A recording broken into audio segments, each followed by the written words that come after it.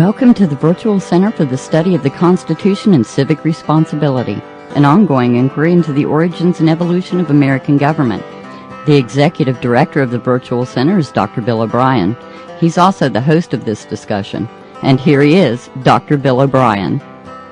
Thank you, Agnes, and welcome to a Monday edition of the Virtual Center for the Study of the Constitution and Civic Responsibility. Today is the 17th day of October. It is a Monday in the year 2016. We have been off for a week, and so this is our first time together since, I believe, a week ago last Wednesday. So it's been quite a while since we've been with you here live at the Virtual Center, and I'll tell you, I have missed it. I've been busy, but I have missed it. And let me share with you the fact that all of this was not related to campaign issues. One day last week was. I did have a conflict, but I had a speaking engagement in the middle of the afternoon, more than an hour from my home. So I had to forego the program on Tuesday. But the other programs, Mondays and Wednesday programs, were based on medical issues, and they weren't mine, but they were related to the Head On Radio Network family, and we were without production capabilities for those 2 days because of medical issues, and so the combination of the whole thing meant that we just kind of lost the entire week of broadcast last week, and I do apologize for that. So the question is, how do you make up for like 10 or 11 days? How do you review what's happened in the intervening 11 days? You don't do it. There are a few comments and issues, things I'd like to share with you. There were so many. I mean, if this we've taken to calling our Monday programs this, that, and the other themes, because we usually end up with 4 or 5 different issues or topics that we want to devote airtime to on Mondays. And this time, of course, since we have better than a week and a half, we could have this, that, and the other for several days in a row, but we won't necessarily do that. But I'd like to hear from you. It's been so long since I've been here live with you, and I really would love to hear from you on some of the issues. I do want to make a comment or two about we haven't been together since before the famous tour bus video with Donald Trump and his off the wall comments about women, and of course that's been getting the bulk of the attention in the campaign. I would love to hear from you about this, that, or any number of other issues. Our phone number is area code 304-663-4676. 304-663-4676. If you'd like to avoid getting on the air by dropping me an email and letting me get your ideas on the air, your thoughts, I would be honored to do that. My email address is waobrien906 at gmail.com. That's waobrien, OBRIEN 906 at gmail.com. And I do call your attention to our Facebook page. I have tried, even though we haven't been on the air for several days, I have posted a number of items or issues on Facebook, articles that I thought it would be well worth your time to check out, issues or items that I have put on the Facebook page myself. Some of them related to the campaign that I'm involved in personally, and some of them to the national campaign between Hillary Clinton and Donald Trump. And that campaign just becomes crazier and crazier and bizarrer, if there was such a word. And I think I was in the grocery store the other day and got into a conversation with the fellow in front of me about the election, and one of the conversation came around to the fact that I have been involved in history for the good portion of my professional life. And then we got talking about the campaign. And so it seemed logical to me to make the point that historians will be on this campaign for long after it's over. I promise you. There's more to write about and more to analyze about this campaign and its impact, not only on the electoral process, but on the very nature of society itself. I don't think we've even begun to digest the full ramifications of what this particular election might do. And I think some of that will come up in today's program. Let me begin by making just a comment or two about the national election. As you know, the third and final debate between Hillary Clinton and Donald Trump will be the day after tomorrow, Wednesday evening, the 19th. I've thought about how would I prepare for that particular debate if I was Hillary Clinton. I haven't thought too much if I was Donald Trump how I'd prepare, because I don't think there's any way of knowing since he doesn't prepare. At least he basically claims that he doesn't. So the question is, how does his opponent prepare? Obviously, his opponent is Hillary Clinton, but we saw during the primaries that there were 17 other opponents. And one after another, they were basically defeated. And so one of the questions that very few people have been able to successfully answer is, how do you prepare to go head to head with Donald Trump and hope to win? I think most of us will agree that Hillary Clinton probably won the first two debates, especially the second one.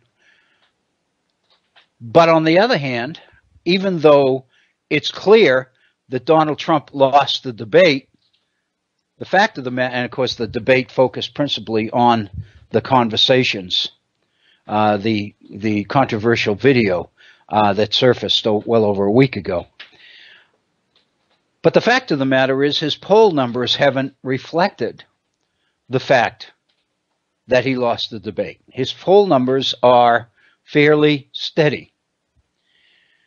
And so I've heard a number of different people offer possible reasons for that.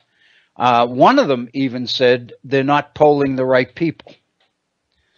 You know, if you think about that, it's interesting, because the whole idea of polling, of course, is that it needs to be random in order to be valid. So, so the question is, are you randomly ending up by polling the wrong people, and thereby not getting an accurate reflection of the impact on what's going on to the polls themselves? The other thing I think that one has to take into consideration is the extent to which Donald Trump continues to focus on his base. There's absolutely no question. All the pundits say this, so I have no option, no alternative except to believe them, to accept their reasoning. And what they say is, if Donald Trump is not able to successfully expand his base between now and election time, he can't win, even if he gets a huge turnout from that base. Because the fact of the matter is, his target population is not enough to win a national election. That's one factor that I think we really need to consider seriously, because the fact of the matter is, it's one thing for the pundits to say that and for the pollsters to say that. I would suggest to you, however, it's quite another thing to get Donald Trump to accept it. Because the reality is that Donald Trump is his own man, so to speak. He continues to go his own way.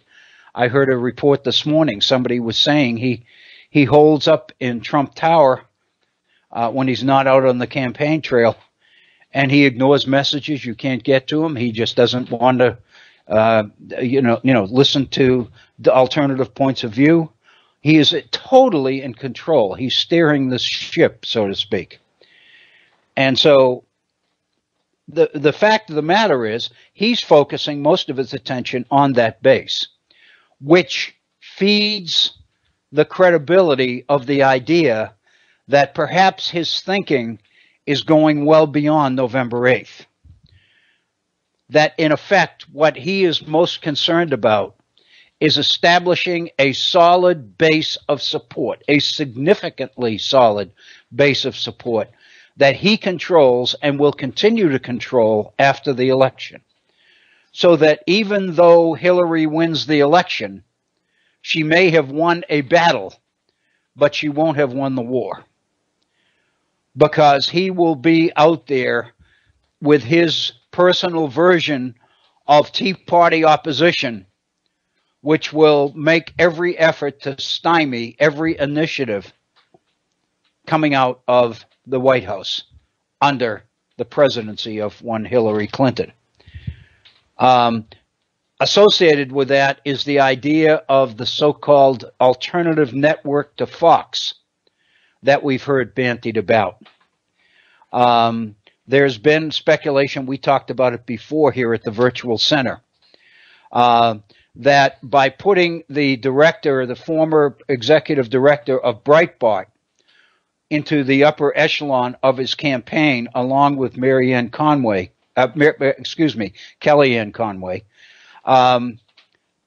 that this seemed to feed the idea that his focus might be after the election and might be business related.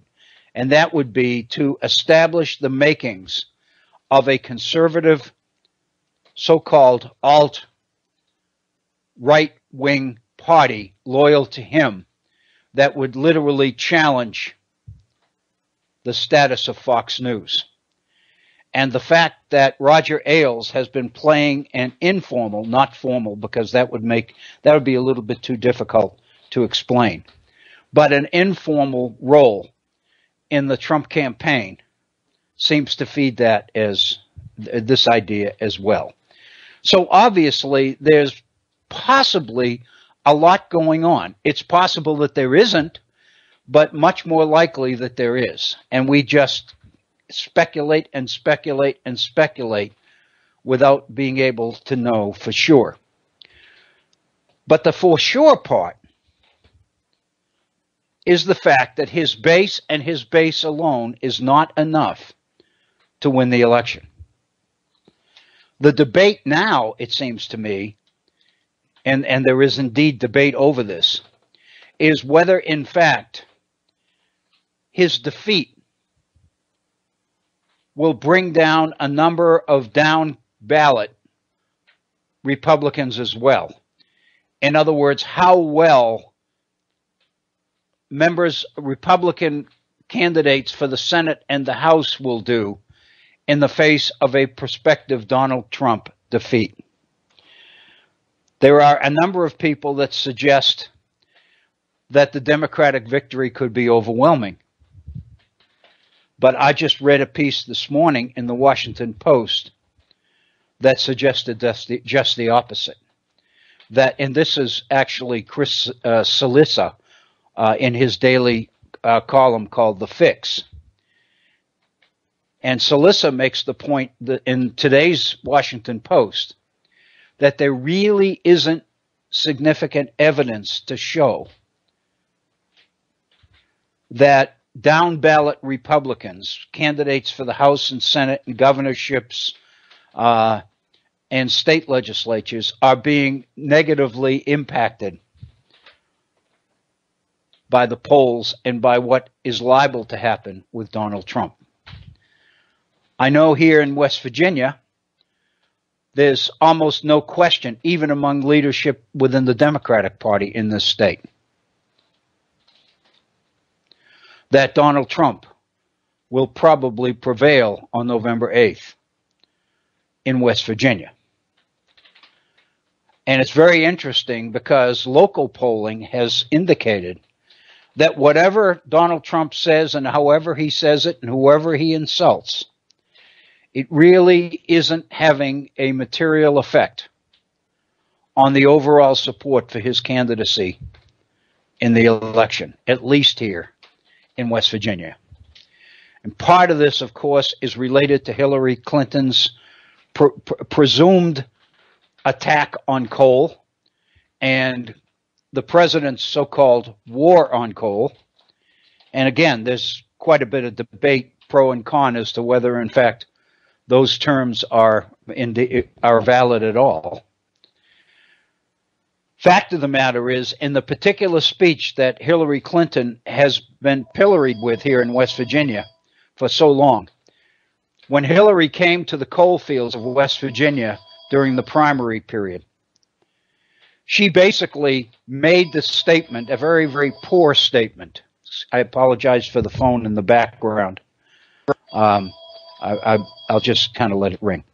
One of the things that she said was that an awful lot of coal companies are going to go out of business and an awful lot of coal miners are going to lose their jobs. The fact of the matter is,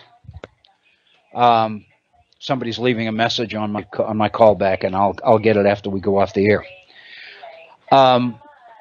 The reality is that if you look at the entire speech that Hillary gave that day, basically what she was doing was laying the groundwork for how desperate need was going to be in Appalachia for an infusion of significant federal dollars in order to retrain a huge segment of the working population in Appalachia. The figure of $30 billion total has been thrown around. It's obviously wouldn't come in $30 billion investment at one time, obviously. But the basic assumption was that Hillary Clinton's staff and people have projected that in order to turn a negative economy around in Appalachia, and of course West Virginia is the only state that is entirely within Appalachia, that it'll probably cost in the neighborhood of $30 billion in order to pull this off. That part of the speech was totally ignored. All that opponents of Hillary Clinton have been focusing on are the demise of coal jobs and the companies going out of business. Well, fact of the matter is, as much as anything else, technology, which is the doing of the coal industry itself, has been principally responsible for much of these layoffs. Also, the fact that the coal companies themselves have taken to mountaintop removal in order to get at the coal, which requires quite a significant number less of coal miners, of employees.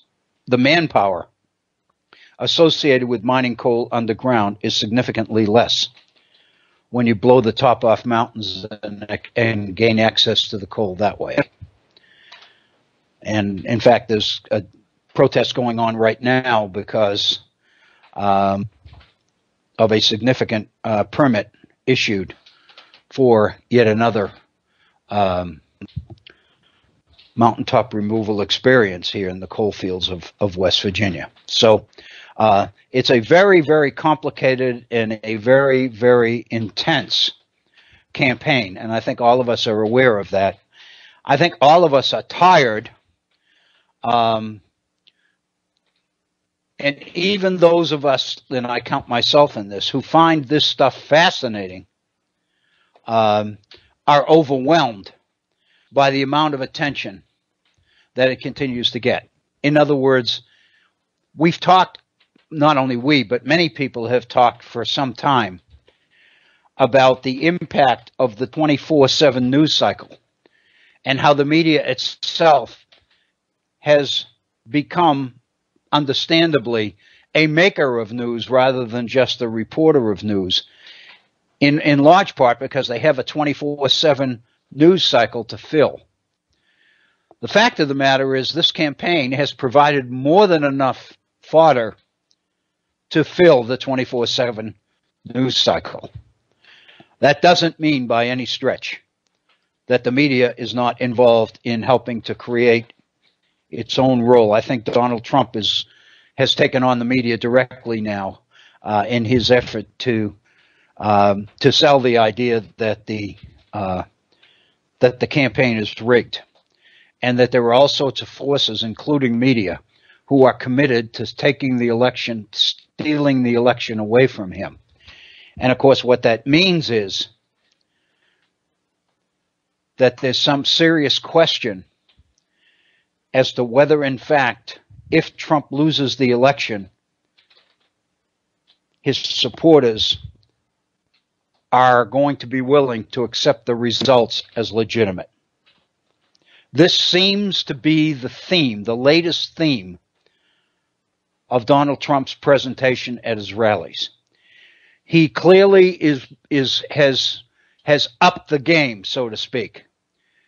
Several weeks ago, he seemed to be laying the groundwork for the possibility of alleging that the system is rigged.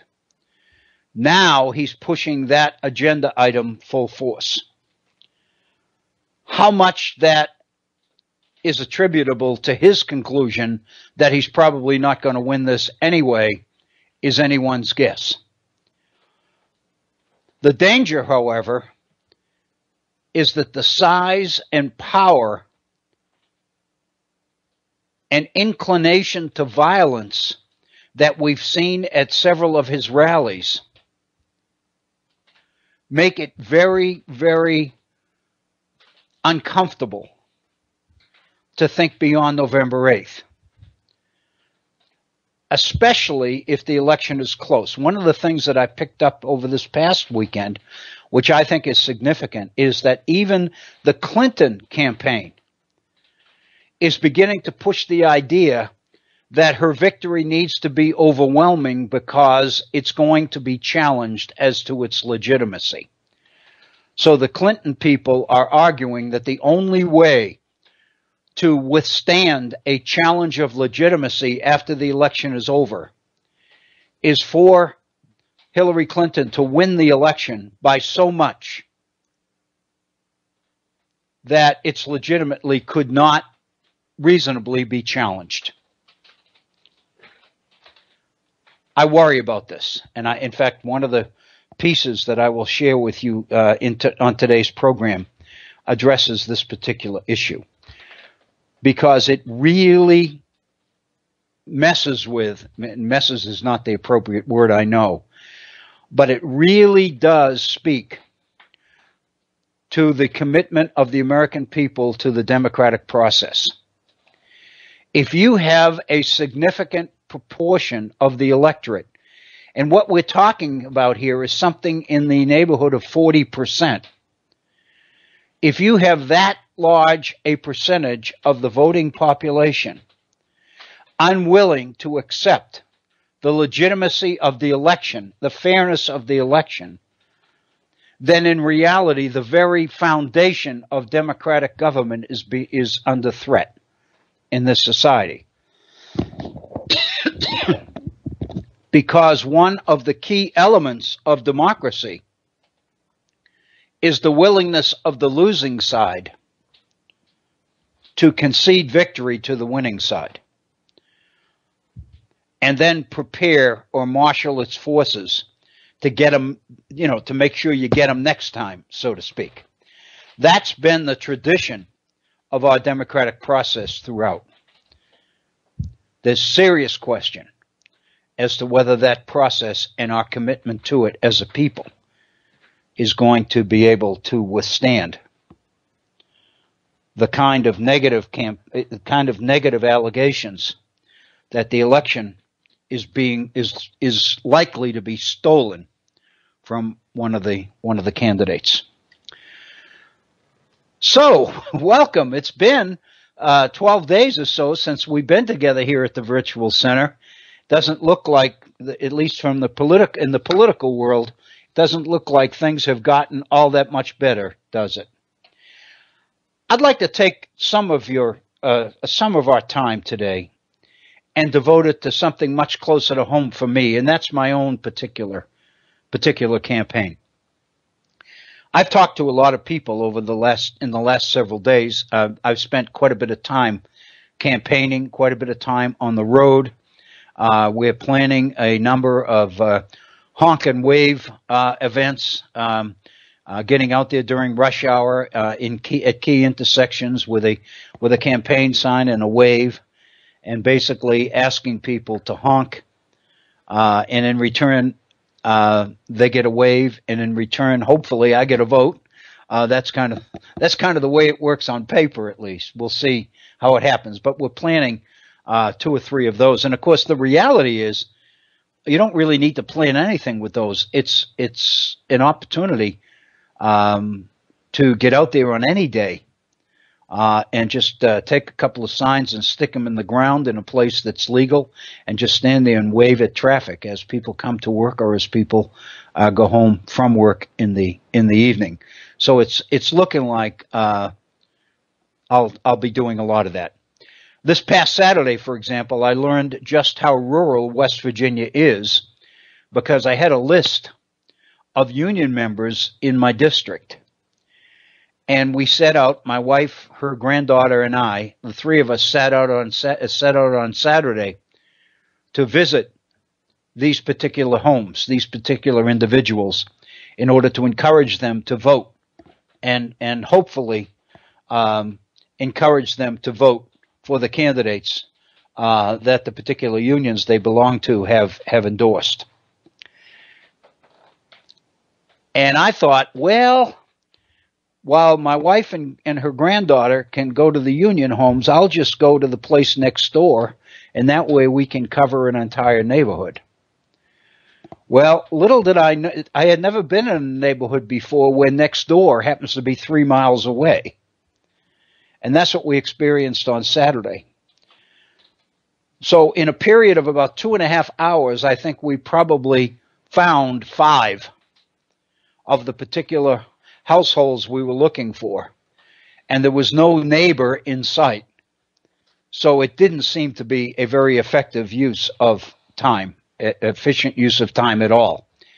And so I think Alexander Graham Bell is going to win out on this one, because I think we're going to take to the phones and try to do it that way, because it's not possible to cover a district this large. The district that I'm running in literally would take 2 hours to drive from one end of it to the other. So, and it's quite rural, and there's no way to deal with it with strategies that come from urban and suburban areas where the houses are closely compacted together, and you can literally go up one side of the street and down the other and cover 20, 25 homes in a matter of 2 hours. That's not reasonable here. But let me be more specific. This is an item that I put on our Facebook page earlier today, and it's one of the things that's been on my mind, and I wanted to share it with you, because I think it's important to the process. It's not just important because it involves me, but I think it's important to the process in so many ways. Many of you will remember that when I first made the decision to enter the campaign earlier this year, and I think, if I'm not mistaken, I think I filed my campaign papers in February, if I'm not mistaken, if not February, early March. So I made the decision then. And one of the things that I felt compelled to do was to explain why I was doing it. I had just recently retired 2 years ago from a half-century career in higher education. And now, for the first time in my life, I was entering the political arena as a candidate rather than as a student who was principally interested in studying the process. So I felt that people who knew me might conclude that this was something less than serious on my part. After all, why would somebody, after they've retired, at this point in their life, suddenly decide to enter politics? And the conclusion to that question could have been And this is what I was concerned about. Well, it's just a lark. This is just one more experience that this guy wants to have while he still can. In other words, it's kind of like it's something I always wanted to try, and this was the only way to do it. So I was going to get in there just to say, so that I could say I did it. I was really concerned about that, because when I made the decision to enter the race, I made it with the idea of winning as being foremost. I didn't get in it just for the experience of campaigning. I got in it because I felt like I had something to say and hopefully something meaningful to contribute. So with that in mind,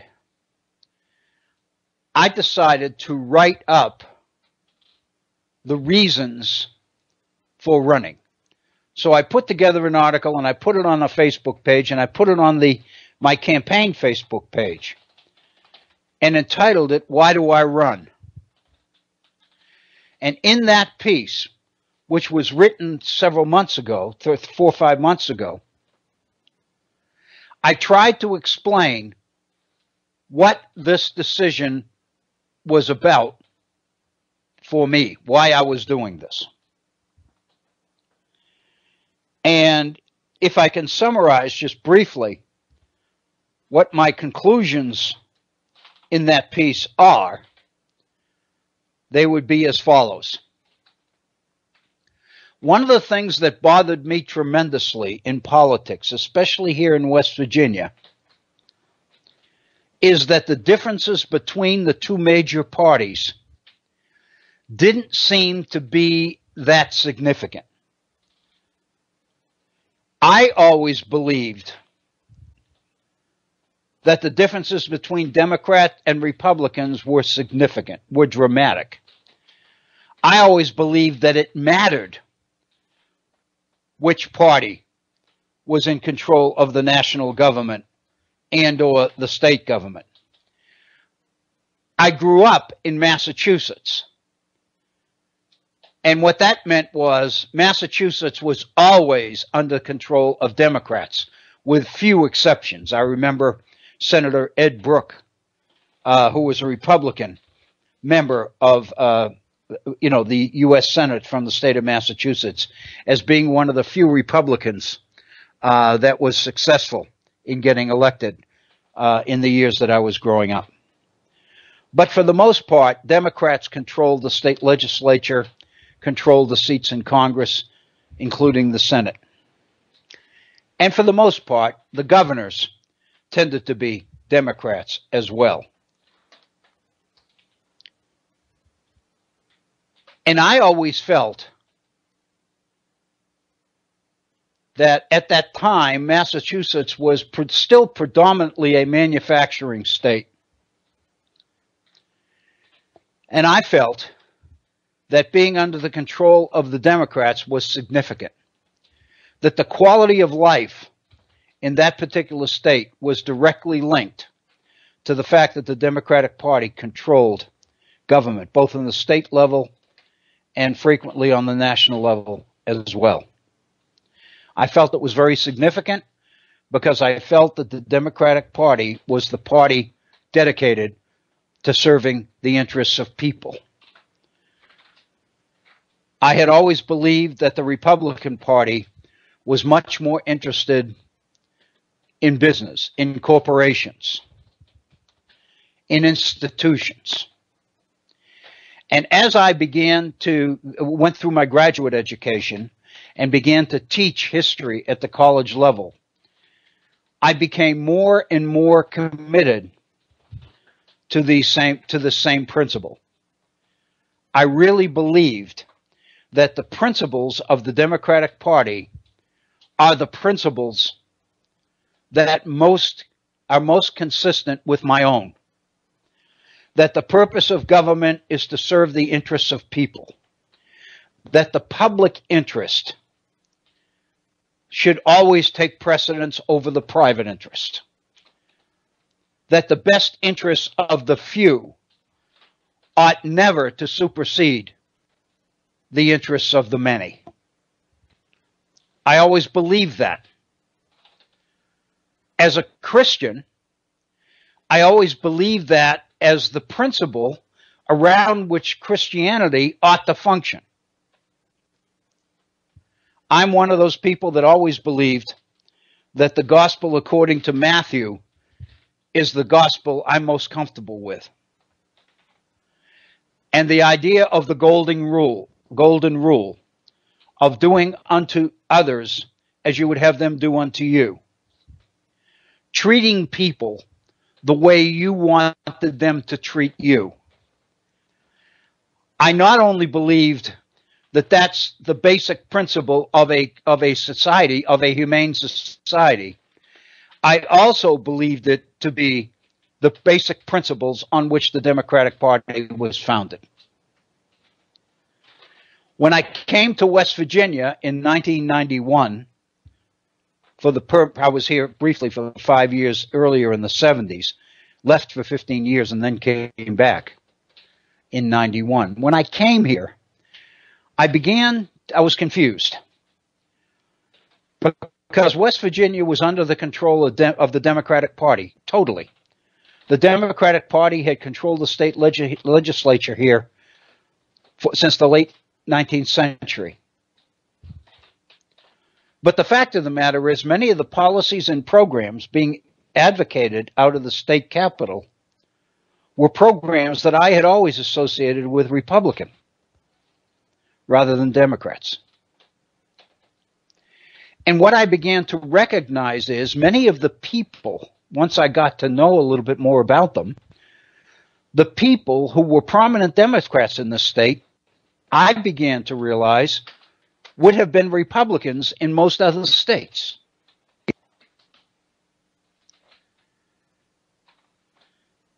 And it bothered me. It concerned me quite a bit. Because not only did I notice this, but I also began to realize that most citizens believed it also. I kept hearing comments about Republican, Democrat, it doesn't make any difference, they're all the same. There's not a nickel's worth of difference between the two parties.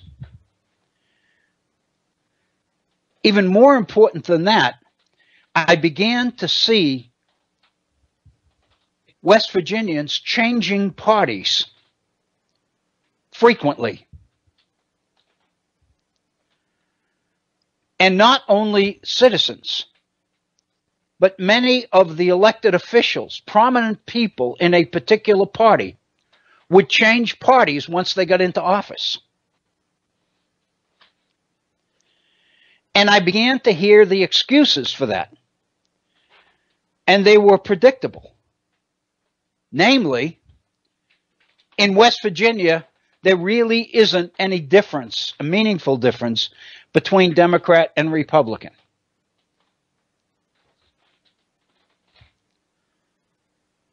Well, that bothered me because it violated basically everything that I believed. So when I made the decision earlier this year to enter this campaign, I did so principally because I believed that it was necessary to revitalize the principles and the vision that are the essence, at the foundation of what I believe the Democratic Party ought to be. And over this 6-month period, so to speak, I've studied the issue quite seriously. And one of the conclusions that I came to was that, in fact, in West Virginia, there really isn't that much difference between Democrats and Republicans. They didn't just appear to be the same. In most cases, they were. So then the question is, what kind of viability of a two-party system can you have when there really isn't much difference between them? Why would citizens even bother to vote? And lo and behold, I began to see these abysmal tallies, voting tallies, election after election, as the numbers of eligible voters who went to the polls and cast their ballots continued to go down. The percentages of people voting were very, very small, very, very low. And I began to see that the very nature of two-party politics was in trouble in this state. Of course, now with the national campaign as it's unfolded, I'm beginning to see the nature of our two-party system as being in trouble nationally as well. But the fact of the matter is, I believed that I could contribute and play a role in trying to make clear that there really is a difference, an important difference. Not only is the difference important to people, but the difference is also important to the literally to the viability of the electoral process itself. We have got to have a viable two-party system. People must have a viable alternative to those making policy. Because it's only when those two parties get together in order to govern and are willing to engage in conversation and compromise and to negotiate that government can be effective. By definition, when one party totally dominates the political process, the viability, the legitimacy of the other party comes into question. When that happens, the two-party system, as I know it, as I understand it, is in trouble. So I began to believe, to see a very significant challenge, a significant problem, and I began to think that I might contribute to turning things around a little bit at least, and if nothing else, drawing attention to that problem. So my objective in the campaign was to reassert the differences between the major parties and why those differences are so important.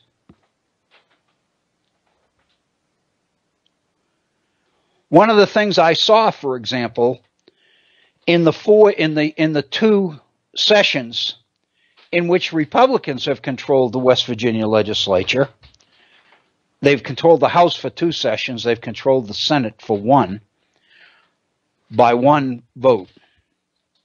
The 1 senator, the election ended up 2 years ago to be a tie, 18-18. And 1 senator switched parties. It was 17-17. One senator switched parties, giving the Republicans an 18-16 majority. And on the basis of that 1 vote, that 1 change, the president of the West Virginia Senate began to implement a series of policies and programs that many of them we've talked about here at the Virtual Center. One of them which bothers me incredibly is West Virginia's support for an Article 5 convention to amend the Constitution of the United States. That's one of the bills that the Republican majority in the Senate was able to get through. That, along with the defeat of prevailing wage legislation, the imposition of right to work, an effort to implement a religious freedom legislation bill, which I believe was anything but. It's very similar to the situation we're now witnessing going on in North Carolina. And so all of these things seem to me to make it imperative that some effort be made to help revitalize the Democratic Party in this state. I felt that I could contribute to that. And that's the reason why I run. That was the piece that I put together earlier this year. Today, on the website, on the Virtual Center website,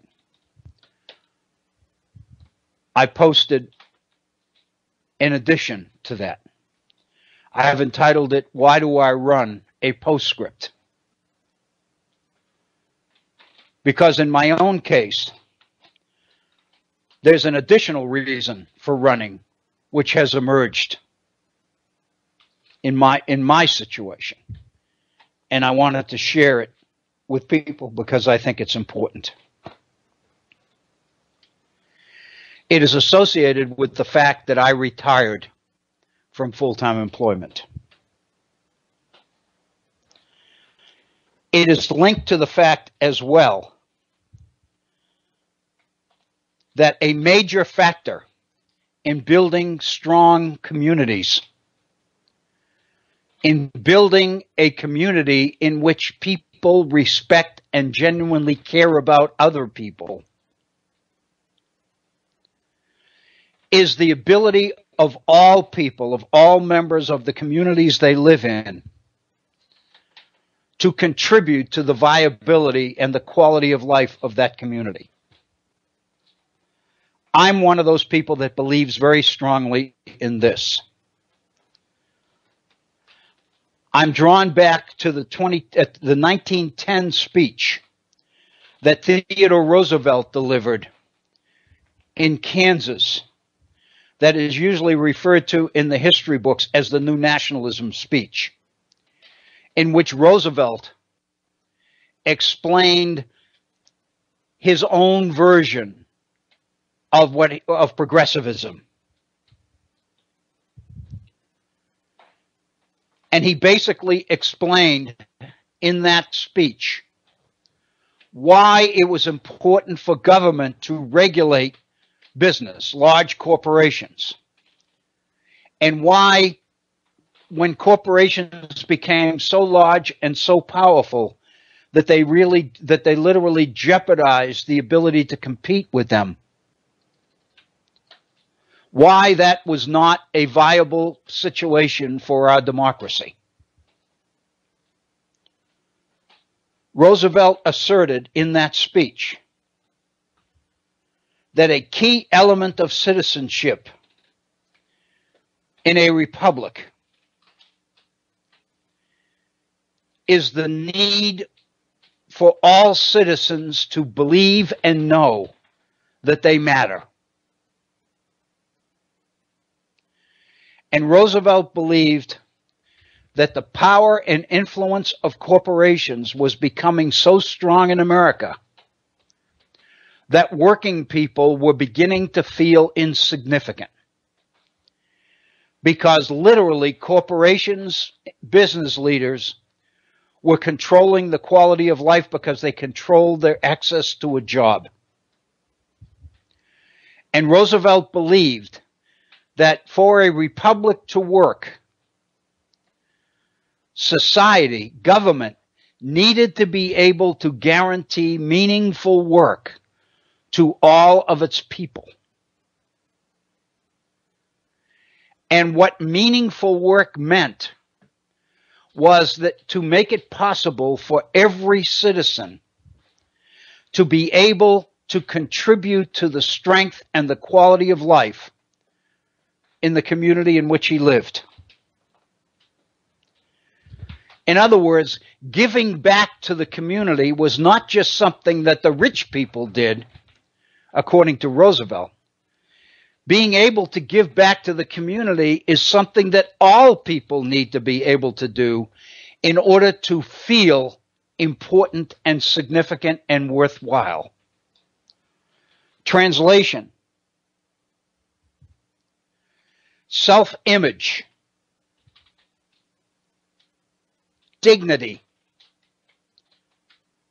all of those things that people associate with work in Roosevelt's mind, assumed political significance as well as economic significance. Having a job meant much more than earning an income.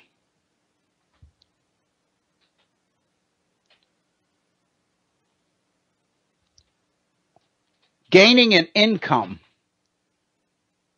that you could live on, that you could support your family on, that would provide enough that you could make significant contributions to the community itself, became a significant factor in the definition of work and the value of work. One of the things that I've become aware of over this year, I guess, is that the so-called dignity of a job, the dignity of work, involves much more than money.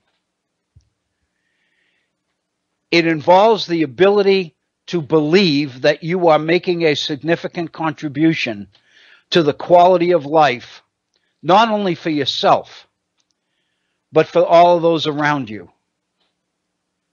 Each of us needs to feel that way. And one of the things I began to realize is much of that sense of self-worth, of making a significant contribution, tends to deteriorate rapidly when you retire. When you're working, not only can you make financial contributions to causes and fundraising that you really care about, but you're also given the opportunity to serve on boards and panels and in discussion groups and to participate in key decisions which affect the entire community in which you live. In other words, you are a viable, active, visible, contributing citizen. And all of that, or a good portion of it, is associated with work. And for too many Americans, when they retire from work, their ability to contribute to the community in which they live becomes significantly less.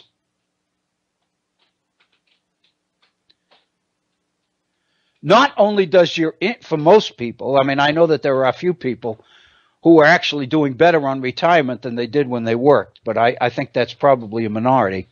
For most people, myself included, one of the things, the challenges of retirement is to learn how to live within a budget which is significantly less than that budget was when you were working full time.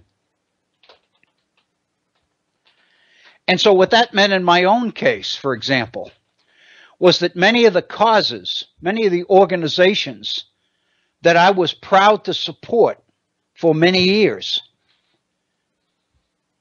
I could no longer continue to support, at least at the level that I was able to do it when I was working. So I had to sit down and refigure how much I can give to that organization, how much I can give to this organization, whether in fact I can afford to even continue to give to this particular organization or not. And so you begin to make some very difficult calls because you're dealing with a budget that's substantially less than what you're used to. But it's more than money. Because once you retire, then you're not out in the community. You don't bring that community perspective to the meetings and the boards and the groups that you participate in. And so because you are retired, people don't ask you to play the kind of role that you were able to play when you worked.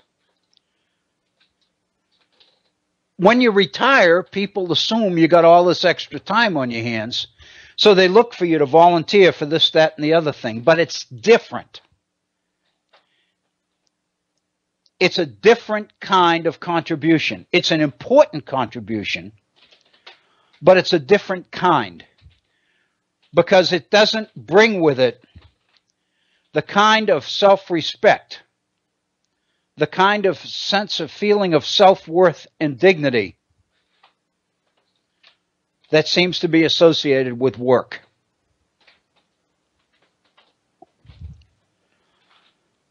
As I have pursued this political campaign, I have come to appreciate this particular aspect of retirement more and more. So the question, as we kind of approach the top of the hour here, and this will probably be a good place on which to break, I have begun to realize that one of the key factors which caused me to get into the campaign in the first place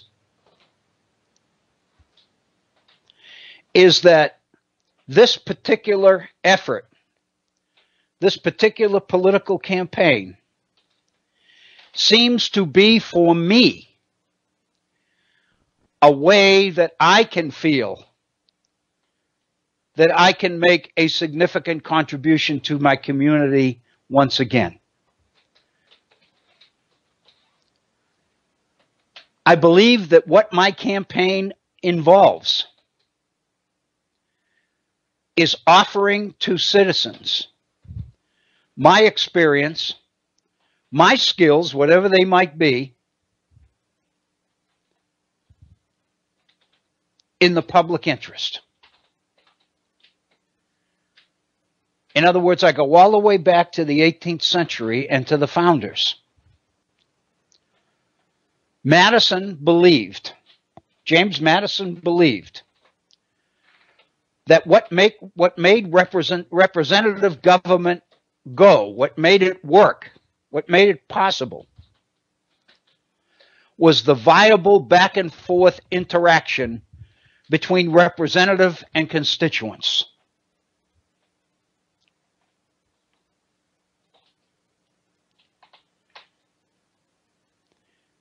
In other words, as representative, you have skills, you have abilities, you have programs and policies and things you believe will benefit your particular constituents.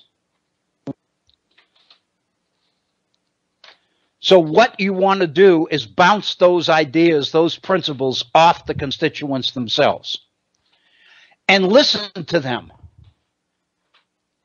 determining for yourself what kinds of things they want, they hope for, what their dreams are about, and finding ways to put all of this together and make it work for everybody. Over the years, it's a process that I've become not only very comfortable with, but very committed to. I believed, and I have learned through the campaign, that I feel as if I'm bringing to the election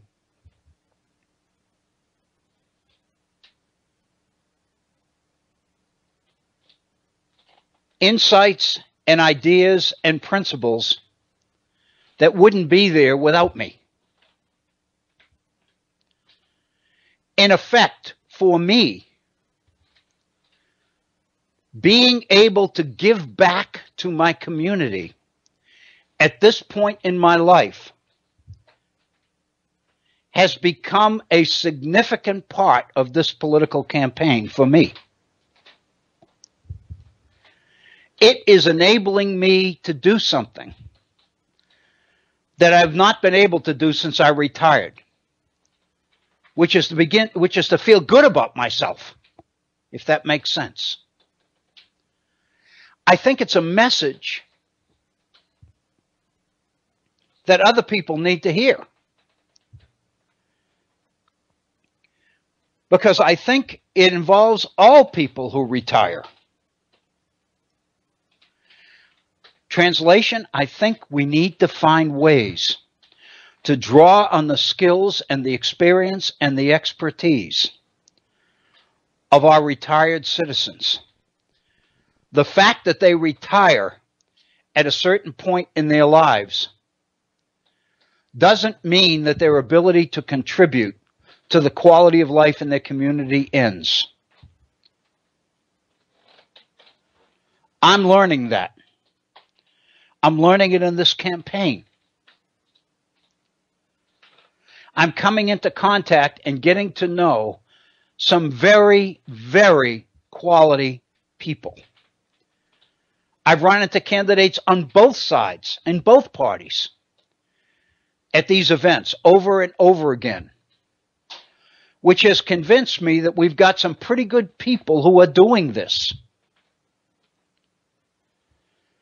And in that sense, I feel pretty good for the community at large, for the region, because no matter what happens in the election, I think we're going to be okay. Because we've got a lot of good people out there on both sides of the aisle. But the most important thing that I've learned is that this campaign offers me a way to make what I hope and believe can be a significant contribution to my community. And it's something over the last couple of years that I had begun to believe was no longer possible. And I have learned that it is possible. And I have learned that it is invigorating, it is firing me up. I'm not saying that I'm going to win. But on the other hand, I'm convinced that if I do win, I think all of those people who live in my constituency will be better for it. But even if I don't win, I have still learned that there are significant ways to continue to make contributions even after we retire, depending on you and the particular skills that you have. I see the virtual center itself as a vehicle for that kind of a contribution. That may be a little bit self-serving, but I really do believe that. So I felt it necessary to write a postscript to my Why Do I Run article. Because I have learned through this campaign, now there are only 3 weeks left, I am learning and have learned in this campaign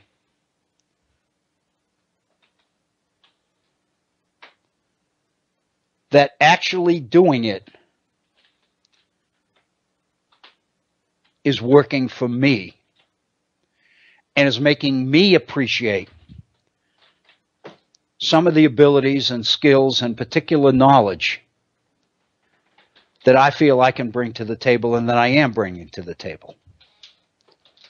I'm putting some positions out there on issues that I think people need to read and need to think about. It doesn't mean that they have to buy into it and they have to support me or anything like that.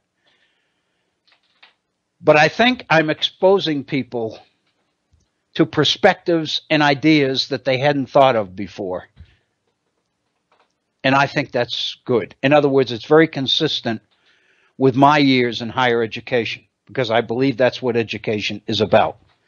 I believe that learning is lifelong. I believe that we never stop learning. When we do stop learning, it's because we've stopped living. I believe that living and learning go hand in hand. There's more holding them together than the fact that they begin with the letter L. And so that's really the point that I wanted to make. And that's really the major theme, major issue that I wanted to share with you in this, our first hour. I've gone a little bit beyond. I think we're about 5 minutes after the hour. But we're going to pause and take a 5-minute break, and then we'll come back and we'll get into a few more issues here at the Virtual Center. We're going to have some music during the 5-minute break. I hope you'll stay with us. It's an opportunity to get up and walk around and stretch your legs and get a drink of water or whatever it might be. In my case, it's going to be coffee. So I'll see you in 5 minutes. I hope you'll stay with us, and thank you. Thank you, boy. That was wild. I'll tell you, that'll wake you up. That was great. Thank you, Agnes. Welcome to our second hour here at the Virtual Center. It is a pleasure to be with you on this Monday. Today is the 17th day of October in the year 2016. Here in West Virginia, it is a significant day politically because tomorrow is the final day to register to vote for those who are not registered. So if there are any West Virginians listening, let me remind you that you have until the end of business day tomorrow to register. And if you don't register, you can't vote. And if you can't vote, then you can't express yourself. And I believe that this year may be the most important year in a long time in which people need to express themselves. One of the things I learned in looking back over the previous elections here in this state, and I'm sure it's true in other states as well, is that the major political shift in West Virginia from being a blue state to becoming a red one really does not rest on the strength of the growth of the Republican Party.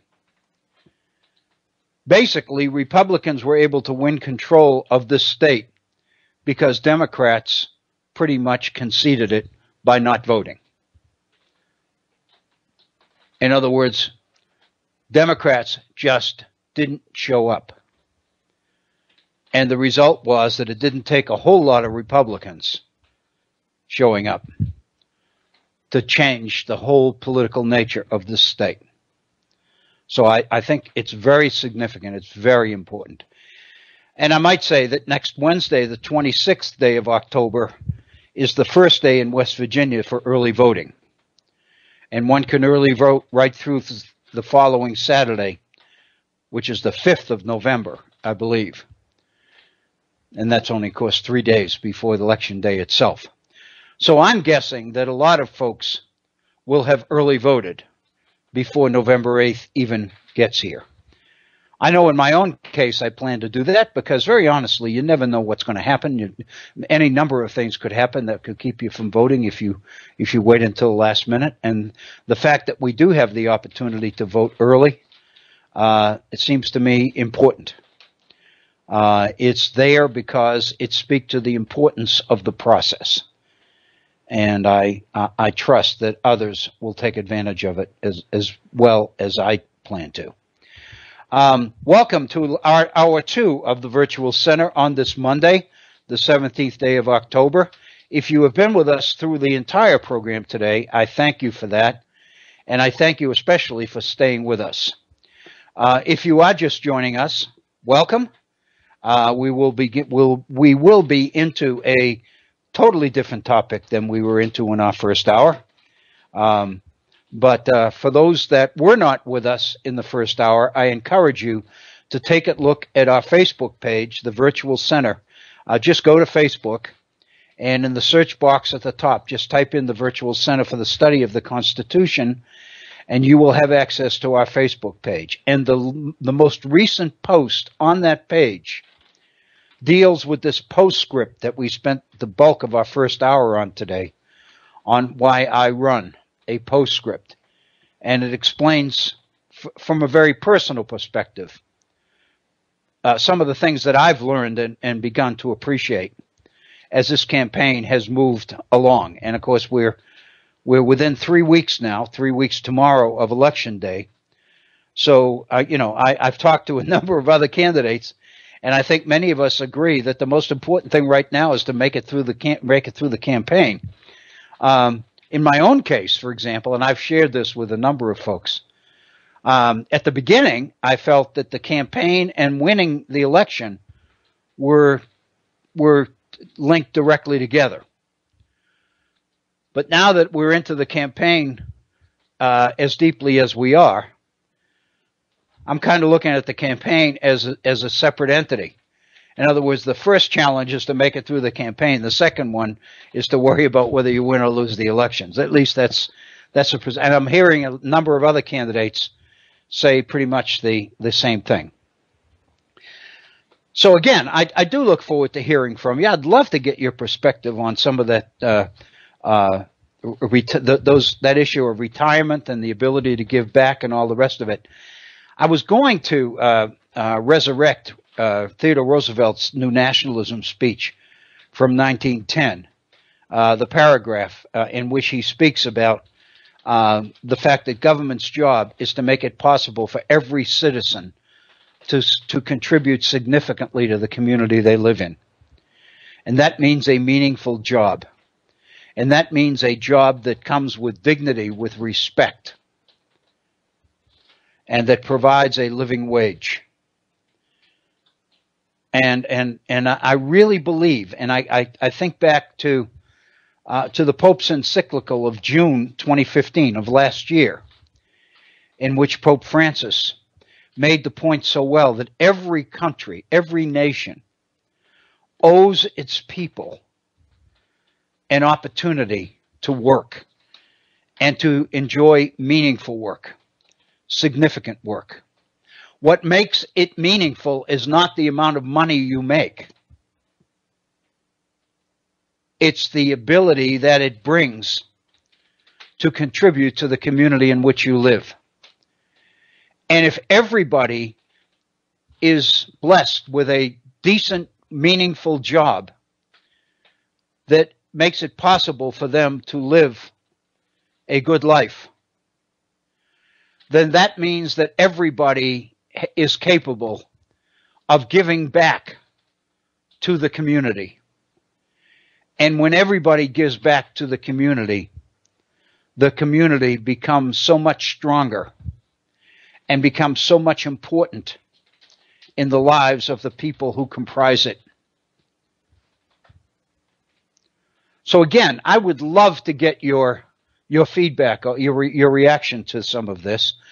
We have a phone number. Our phone number is area code 304-663-4676. 304-663-4676. And as we mentioned several times, 4676 on your keypad translates into Horn, H-O-R-N. I also invite you to drop me an email. If you'd like to share your thoughts or your ideas in an email rather than get on the air, I can fully understand that. I appreciate that. If you drop me an email at waobrien906@gmail.com, I'll do the very best I can to get your ideas and your thoughts on the air so that our other listeners can have an opportunity to react and benefit from them. So again, that's WAObrien, OBRIEN 906@gmail.com.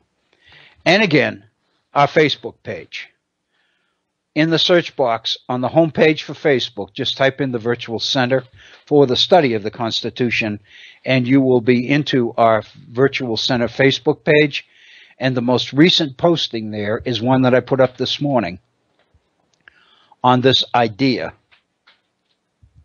of the so-called postscript to why I run, the whole idea of the campaign being a way to give back to somebody, for somebody that has been, through retirement, has been required to reconfigure the traditional ways of giving back. And so I think all of us need to have or be able to find something tantamount to this, an opportunity to still know that you are meaningful and that what you do is meaningful and that you are significant in the lives of other people. Because I think all of us appreciate the fact that it's other people that have become so significant in our lives. So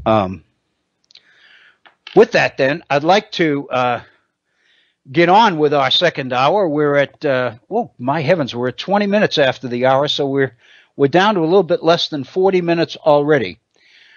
I had kind of made reference to this during the first hour, but in the course of my reading, I came across an article from the Washington Post dated, let me get the date exactly right, October 14th. And it's an article on two researchers, two investigators, who conducted research on citizens' commitment to the idea of democracy in this nation.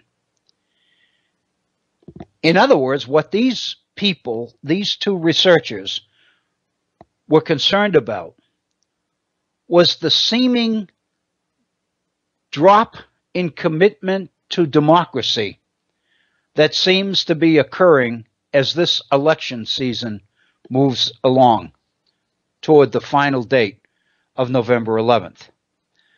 The specific title of this article is, quote, "Americans are losing faith in democracy and in each other." The authors, Nathan Persily and John Cohen. Nathaniel Persily is a professor at Stanford Law School. He's a law professor at Stanford Law School in California. John Cohen is chief research officer for SurveyMonkey.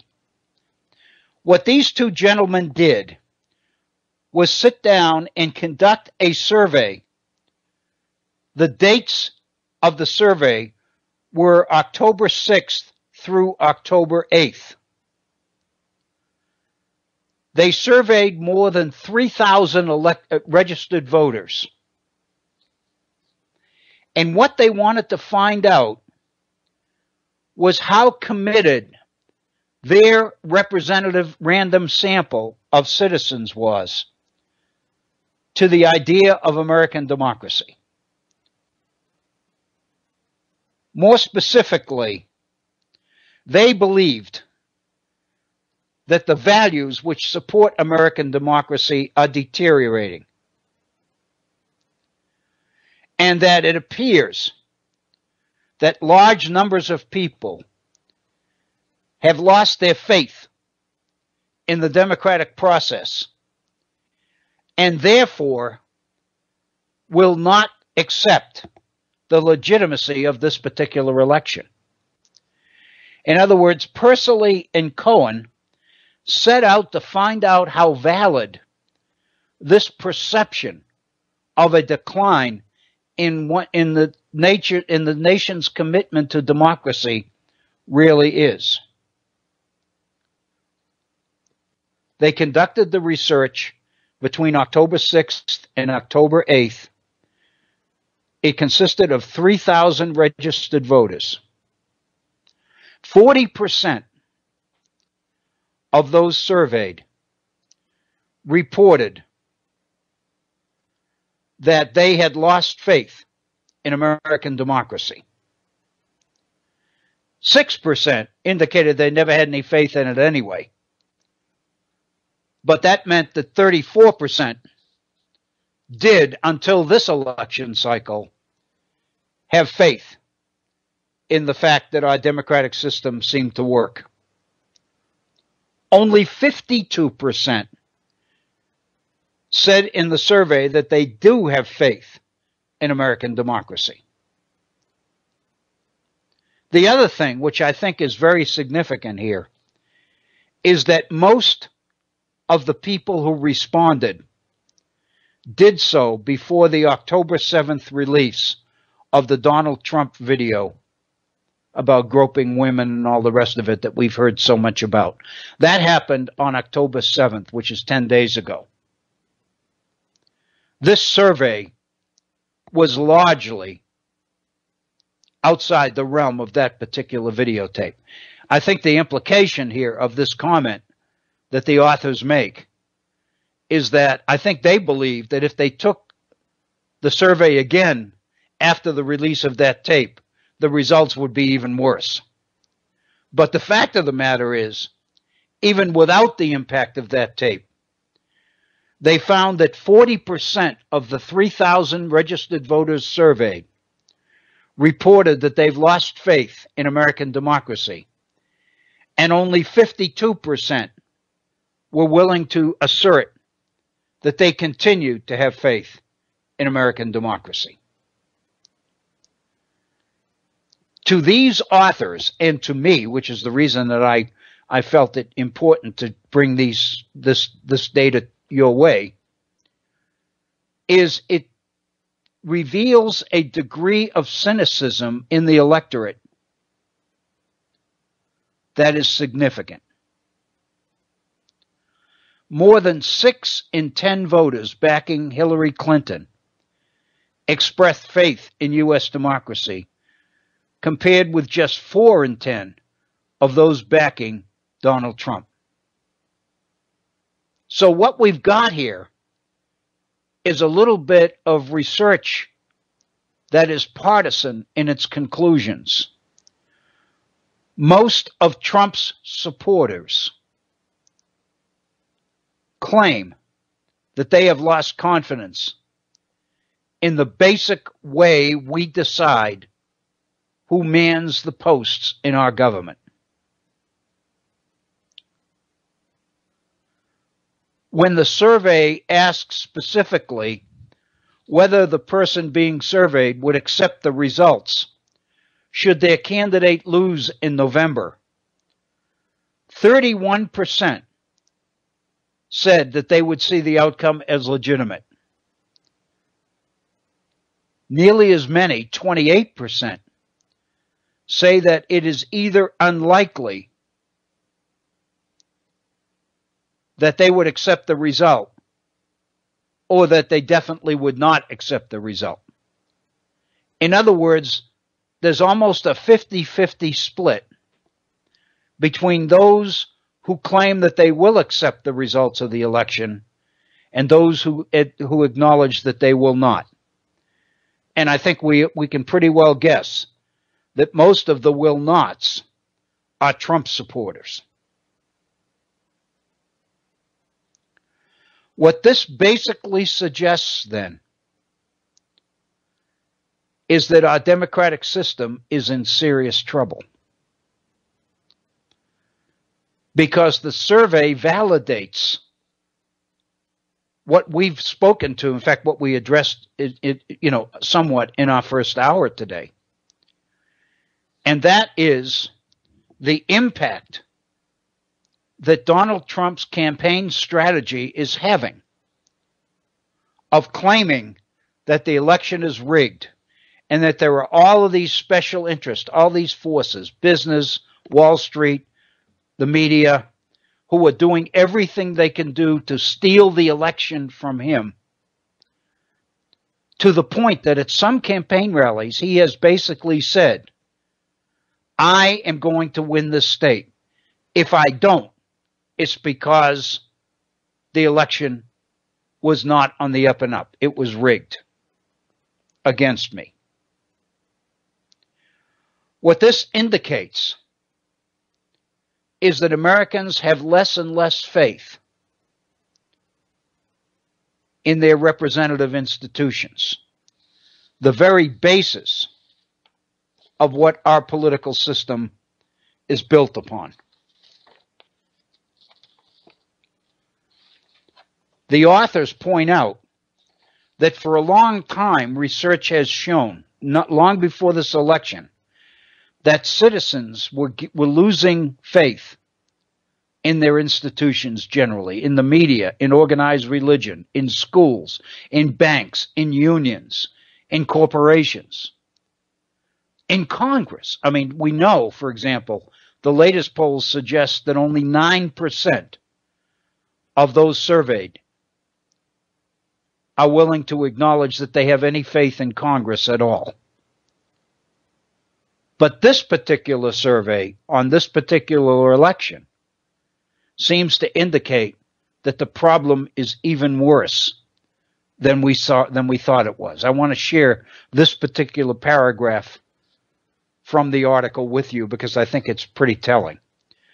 In our survey, the authors write, we found that only 31% say that most people can be trusted, whereas 67% say you need to be very careful in dealing with people, unquote. So in other words, not only are people losing faith and trust in their institutions, they're losing trust and faith in each other. People don't trust each other. People always are assuming that everybody they interact with has an agenda, some sort of self-interested goal, which is pursued at their expense. So therefore, you have to be careful, so to speak. Of even greater concern, these authors say, it's the youngest voters who are or seem to be the most wary of others. 79% of respondents 18 to 24 years old say that people should be careful of others, compared to a little bit more than half, 52%, of people 65 years or older. So our older citizens are more willing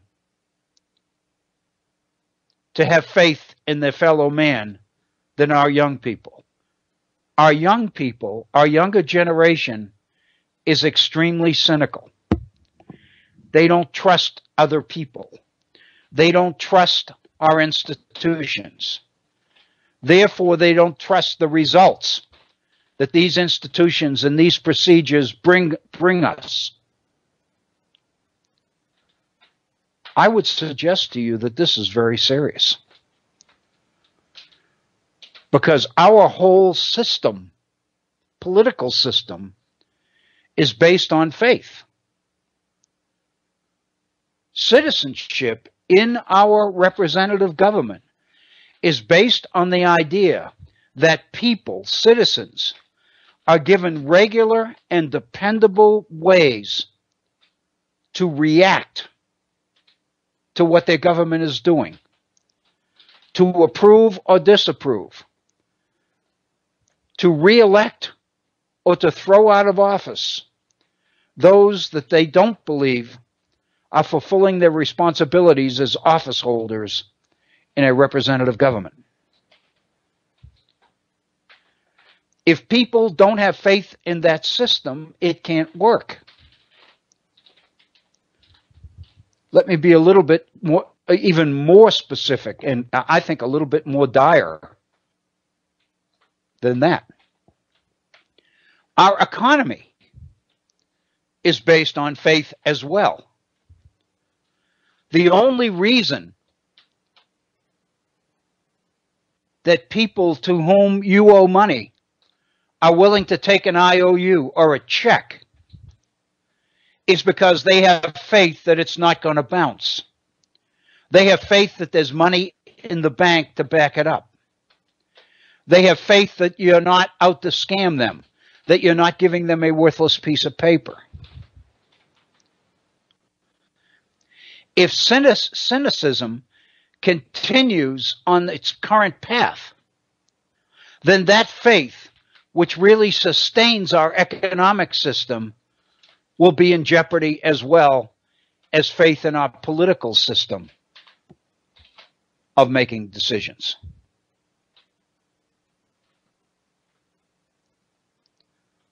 Think about putting your money in the bank. Think about putting your money or investing your money in stocks. Think about the faith, the trust that is associated with that process. Think about how foolish we see people who don't trust banks, who stash their money under a mattress or in a strongbox somewhere. In other words, the whole idea of our representative republic is based on trust. And that trust is declining. And the research, this particular research, is indicating the degree to which it is indeed already declined.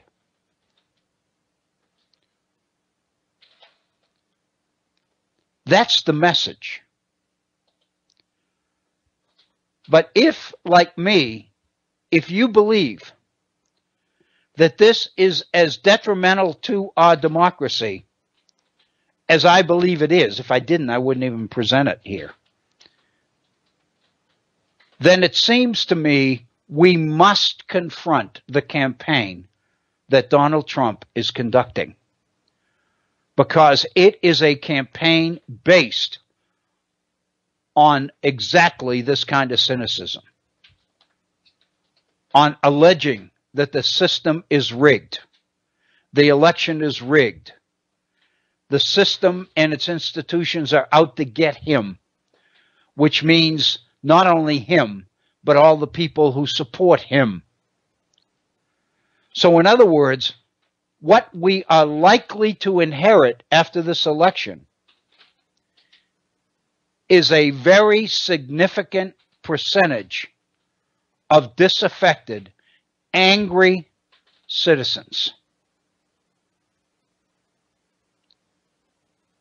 If you look at the polls and look at who these citizens are, they are the less educated, the same population that are losing their jobs, the same kind of people that voted in Great Britain to take the nation out of the European Union. These are people who believe that government is guilty of overreach and overregulation, that Obama and now Hillary are out to take their guns, take away their freedom. These are people who believe all of this. We are on the cusp, it seems to me, of inheriting a very, very dangerous situation. And I think we are being unduly naive if we believe that the election is going to resolve all of this, that on November 9th, everything is going to be back to normal and everything is going to be fine. This particular election, I would suggest, is different. It's being conducted differently. Its objectives, while blurry, are different. And I think it matters what Donald Trump's ultimate objectives are, because in pursuit of those objectives, he may be risking serious damage to the very essence of our republic. And I think all of us need to understand this and appreciate it, because I think it is very, very important. Anyway, that's one piece of research that I wanted to share with you. I came across that several days ago, 3 or 4 days ago. It's dated October 14th. And I invite you to look. I believe it's the Washington Post. Excuse me. The authors, again, are Nathaniel Persily, Persily, and Jonathan Cohen, Cohen. The title of the article, Americans Are Losing Faith in Democracy and in Each Other. Of course, I think the significant point there is that if they are losing faith in each other, then by definition they are losing faith in American democracy, because American democracy is based on faith in each other.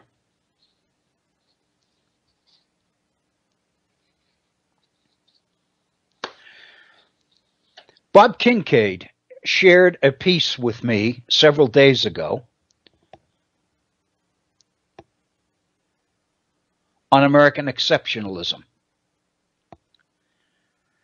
And he felt that it was something, we spent some time with the whole idea of American exceptionalism here at the Virtual Center in the past. Bob believed that this particular piece had some interesting insights on the idea of American exceptionalism, and I've read it a couple of times, and indeed I think it does. The author of this particular piece is Ian Tyrrell, who is an American professor of history at the University of South Wales in Sydney, Australia.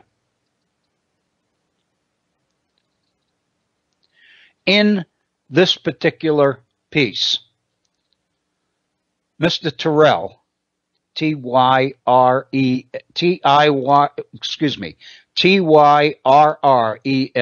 two R's, two L's, Tyrrell. In this particular piece, the author deals with the meaning of and the origins of the idea of American exceptionalism. It's a fairly good survey of the American experience through the perspective of that particular idea of American exceptionalism. And what Bob thought, and what I thought, is the most revealing, is where the concept, the idea, the term American exceptionalism came from. Tyrrell points out that it doesn't come from any of the places we thought. That, in effect, it comes from Joseph Stalin and international communism.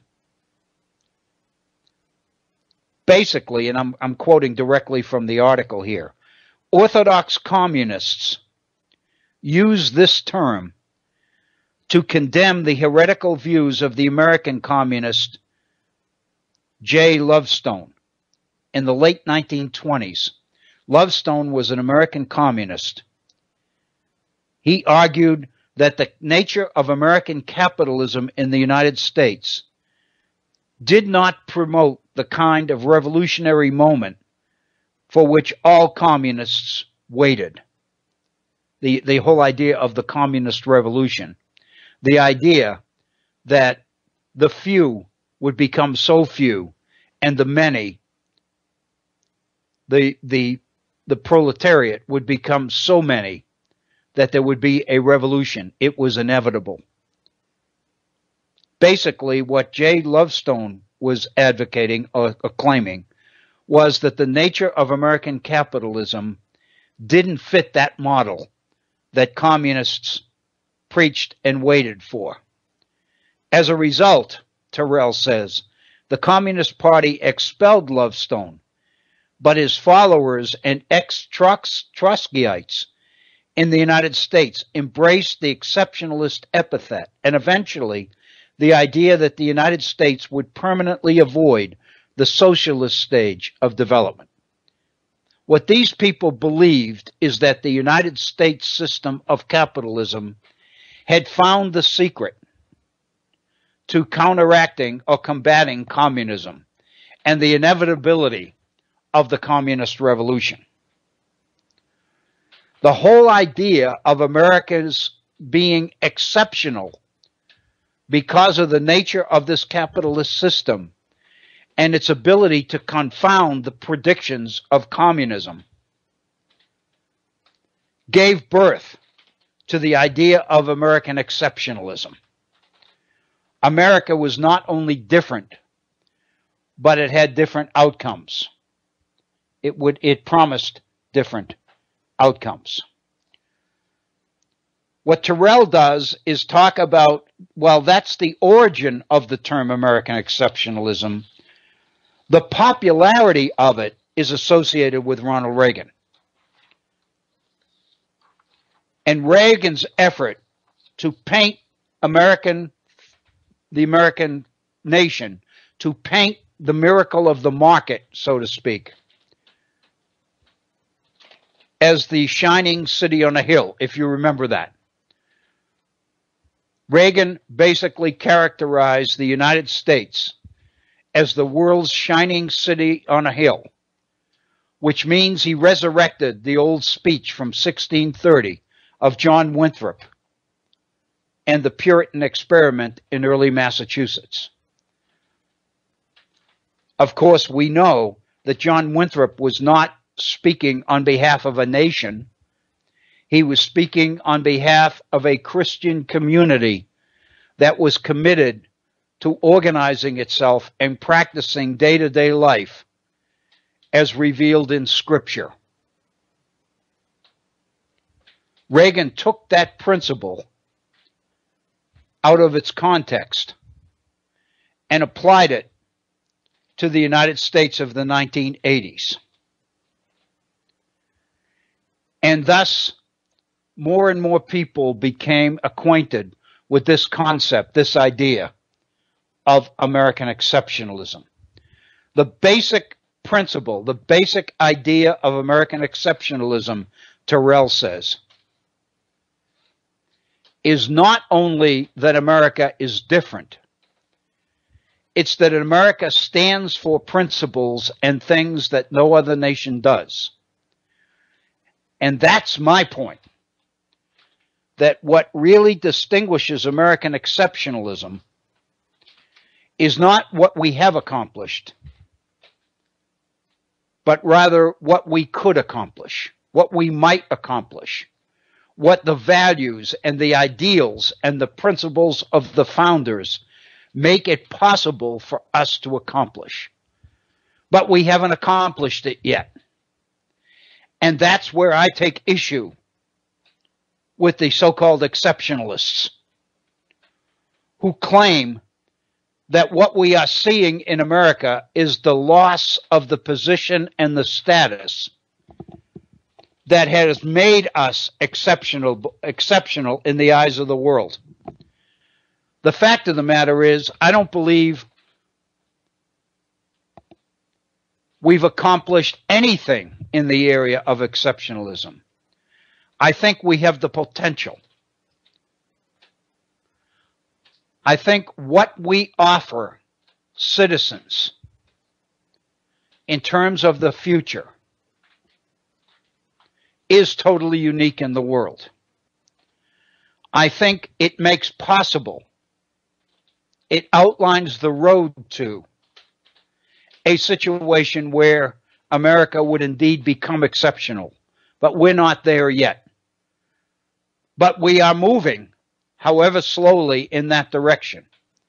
Women's rights, gay rights, civil rights, student rights, senior citizens' rights. Think about how far we've come as we continue to move towards this mythical objective, which we've chosen to call American exceptionalism. We're not there yet. We've made some strides. We've suffered some setbacks. The real problem is that the concept, the idea of American exceptionalism has become a political term. It's been adopted by a certain political ideology for political purposes. And the implication is that America is losing its exceptional status and that we need to recover it. Thus, Donald Trump's promise to make America great again. It is my position that America's greatness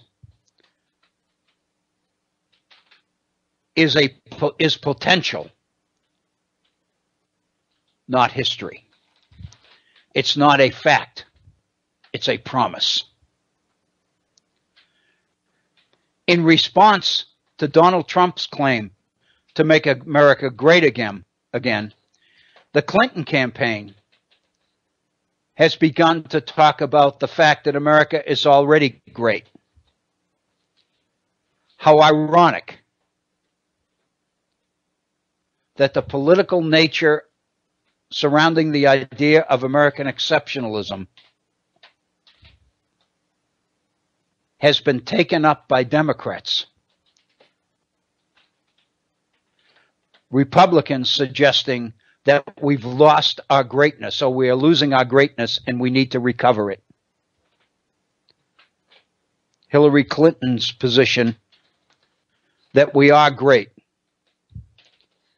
I would suggest to you that American exceptionalism, in my mind, means neither of those things. American exceptionalism to me is a principle. It is a promise. And it's based on the faith that our system places in the individual human being, in the freedom and the equality and the potential of every citizen, irrespective of race, color, creed, gender, sexual orientation, all the rest of it. I think all of the potential is there to recognize the full implications of humanism, of the value of the human being. I think when we do that and we begin to pursue that, then we are moving rapidly towards the concept, towards the idea of American exceptionalism.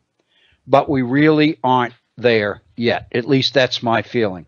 I want to just thank Bob for sharing that piece by Terrell with me, because it does raise the whole idea of the communist origins of the idea of American exceptionalism. I think is information that I didn't have, and I know it's information Bob didn't have either. That's why he shared it. He thought that it was something that he thought was worthwhile reading, and he recognized that I would appreciate the same thing. So I want to thank him for that.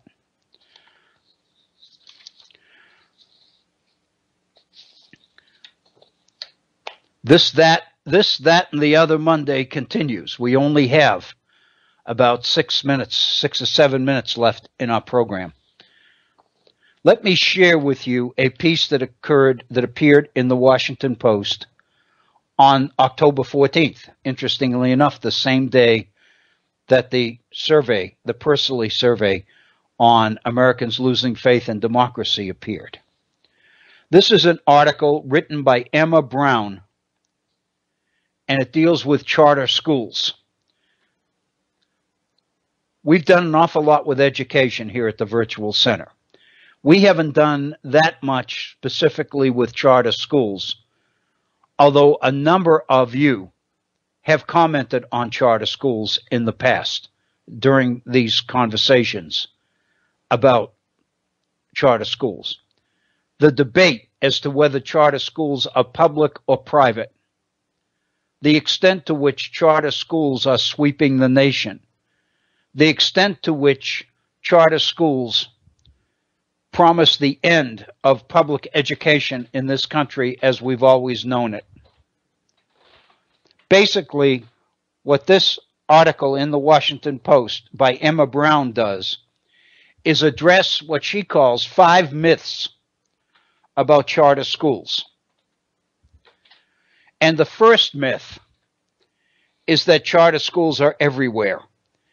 The implication that all of us draw from the attention being placed on charter schools is that they're sweeping the nation.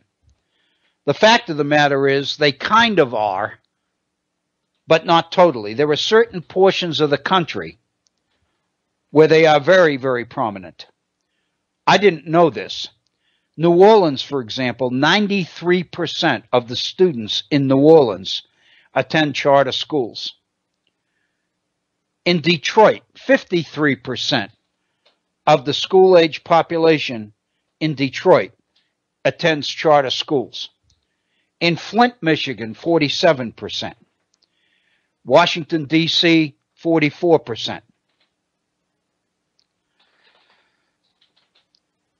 43 states, as well as Washington, D.C., have laws permitting charter schools. But Brown points out that in many parts of the country, charter schools are almost non-existent. She points out, for example, that only about 6% of all public school students are in charter schools. 8 states don't have any at all. 5 have fewer than 10 charter schools.